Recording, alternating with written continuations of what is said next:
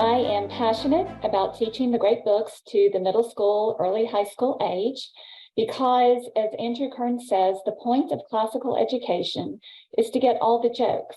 Most of these kids haven't heard the jokes yet, so I get to tell them to them. But more seriously, I believe that the logic and early rhetoric stage is a critical time in a student's development as far as their attitude toward the great books. Those of us who love classical education believe that the great books next to scripture are the works that best teach us how to be human beings, the ones that God has created us to be under the authority of the scriptures and as exemplified in the life of Christ, who is truth, goodness, and beauty incarnate.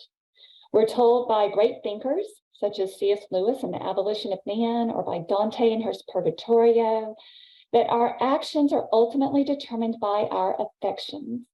So if we want to see these kids continue to pursue these books over the course of their lifetime, I believe that we have to capture their affections for these books early. I also believe that the gateway to the affections is the imagination.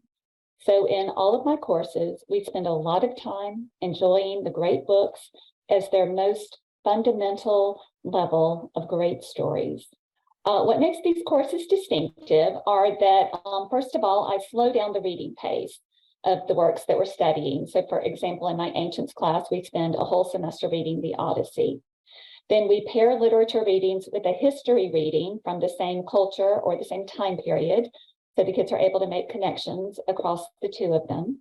I also provide reading guides for all of our major readings so that students have some help in navigating the works and can engage with them before we meet for class and pull out the main points so they don't miss the forest for the trees.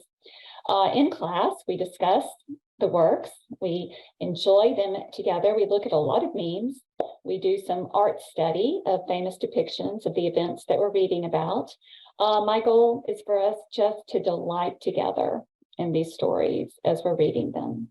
I also assign a more modern literary selection that reflects the themes or the time period of what we're reading for our history and literature for our major readings. So for example, we read Watership Down when we read the Odyssey, and most of my students finish those books way before they're actually assigned. I also don't give traditional exams. For our assessments, I assign narrations from the readings. So the students choose any section from our major readings to retell, and I give them some parameters to work with. There are very specific things I'm looking for. I want them to find a connection between the episode that they're retelling and another book or TV show or movie that they've seen, and to contrast and compare those to identify the major themes or the significance of each episode. I want them to do some outside research and to give me a personal response. And that way I learn what really resonated with each student.